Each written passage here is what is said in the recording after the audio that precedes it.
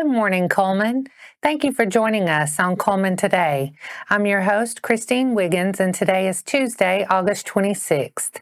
Coming up on Cullman Today, the ADPH announces first case of measles in Alabama since 2002.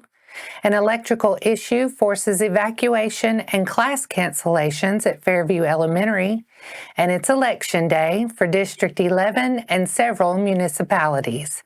All of this plus sports, weather, and more. Now let's take a closer look at the top stories happening in Cullman today.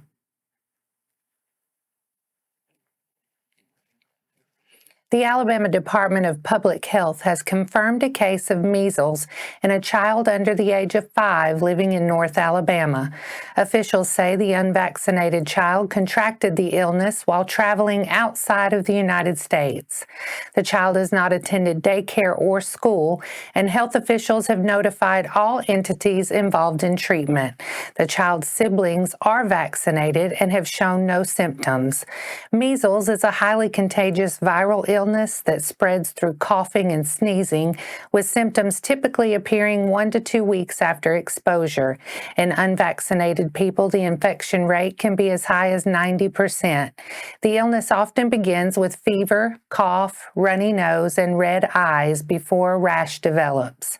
Health officials urge parents to ensure their children are fully vaccinated with the MMR vaccine, which is about 99% effective after 2 doses. Cullman County schools say an electrical issue at Fairview Elementary caused smoke to fill parts of the building yesterday, bringing emergency crews to the scene. All students were accounted for and safe, and the state fire marshal's office was present and investigating the cause.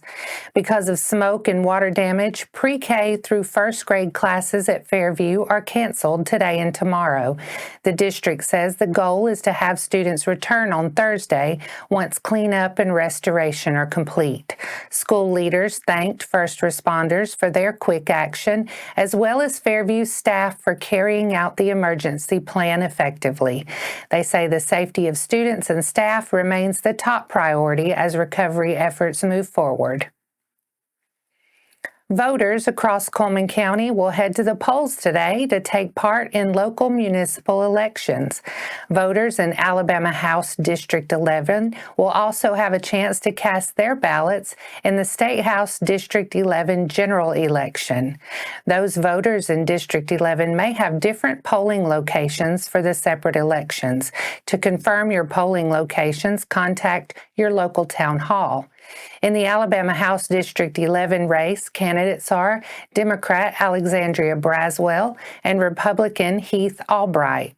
In Baileyton, Colony, Good Hope, Hanceville, Holly Pond, and South Vinemont, voters have mayoral races and seats on their respective town councils for which to cast votes.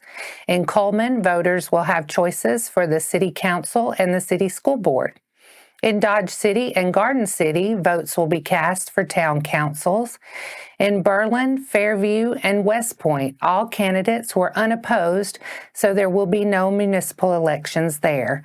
Polls will be open from 7 a.m. to 7 p.m. for all elections. And that's all for our top stories this morning.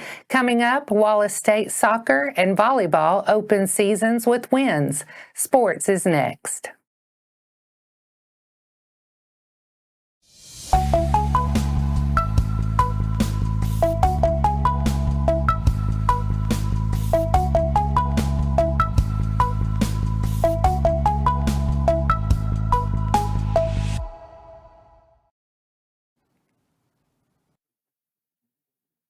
Welcome back. We lead off sports today with Wallace State, where both the men's soccer and volleyball teams opened their seasons in impressive fashion. On the pitch, the men's soccer team earned a gritty 1-0 victory on the road against Holmes Community College. After nearly 80 minutes of scoreless play, Kazel Abram broke through with the game winner in the 79th minute. Goalkeeper Emmerich Senecal turned in a stellar performance, finishing with 10 saves, including several under heavy pressure to secure the shutout. The Lions' back line also stood strong, clearing 4 corner kicks and limiting Holmes' late opportunities. With the win, Wallace State begins the year 1-0 under head coach James Fee and now looks ahead to its home opener today at 3 p.m. against Copiah Lincoln Community College. On the court, Wallace State volleyball went unbeaten at the Mississippi-Alabama crossover hosted by Itawamba Community College. The Lions swept Northeast Mississippi, edged Northwest and Southwest Mississippi in 4 sets each, and closed with another sweep against Meridian. McDonald and Sobol earned all-tournament team honors for their standout play. The Lions, now 4-0, will host the Wallace State Invitational at the Cullman Omniplex this weekend with 4 matches scheduled over 2 days. And that wraps up sports for today. Coming up next, Cullman Regional CEO is tapped to help shape the future of Alabama's rural communities, and Good Hope breaks ground on multi-use storm shelter community center.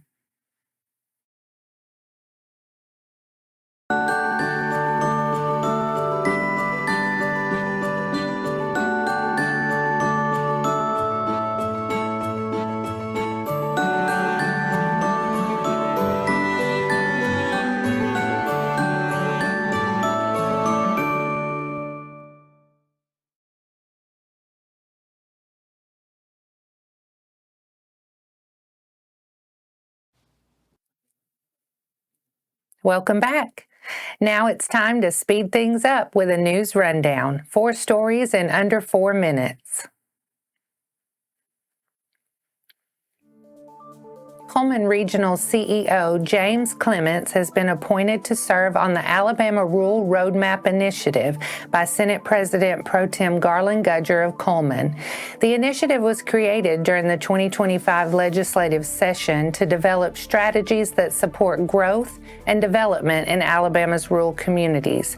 Over the next year, members will assess community needs, coordinate resources, and prepare recommendations for the legislature to consider in 2026.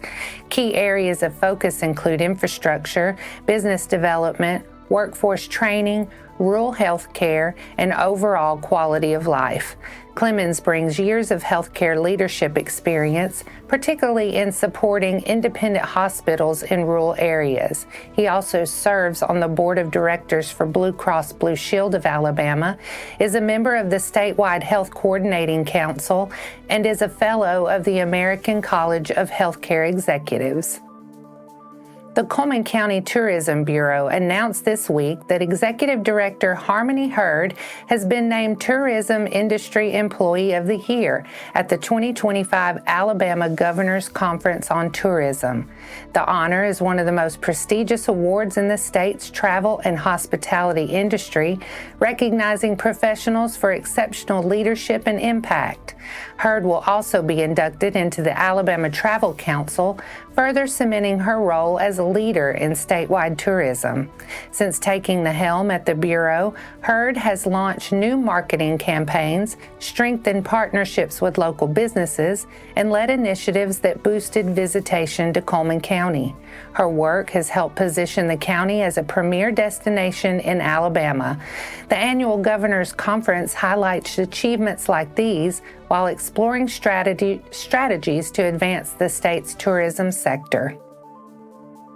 Members of the Good Hope City Council gathered at 2941 County Road 437 in Good Hope Monday afternoon to officially break ground on the city's new multi-use storm shelter and community center.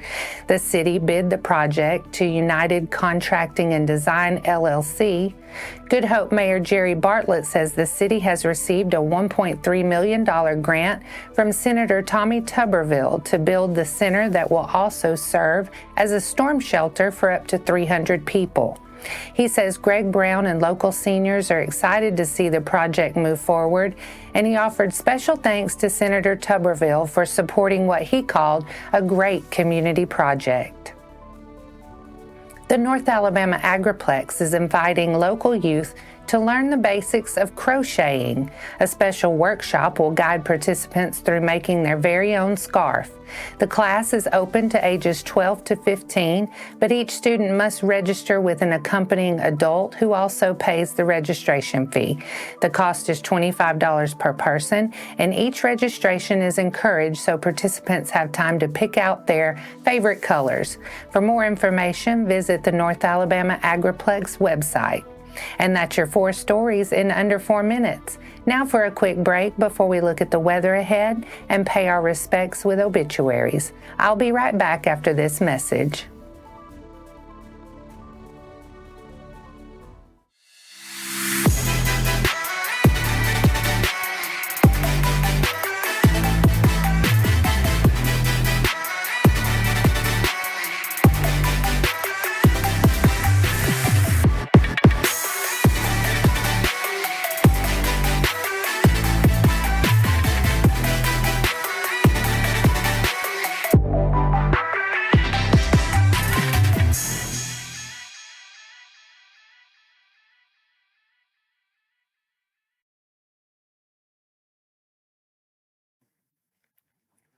Let's take a moment to pause and remember those who have lost their lives this week. Ruth Burr White, 95, of Hanceville, passed away on Friday, August 22nd. Graveside service will be held at 12:30 p.m. on Saturday, August 30th at Hopewell Cemetery. Visitation will be held Saturday at Hanceville Funeral Home from 11 a.m. to noon. Damian Philip McCluskey, 25, of Hanceville, passed away on Thursday, August 21st. Visitation will be held Thursday, August 28th from 5 to 7 p.m. in the Holly Pond Funeral Home Chapel.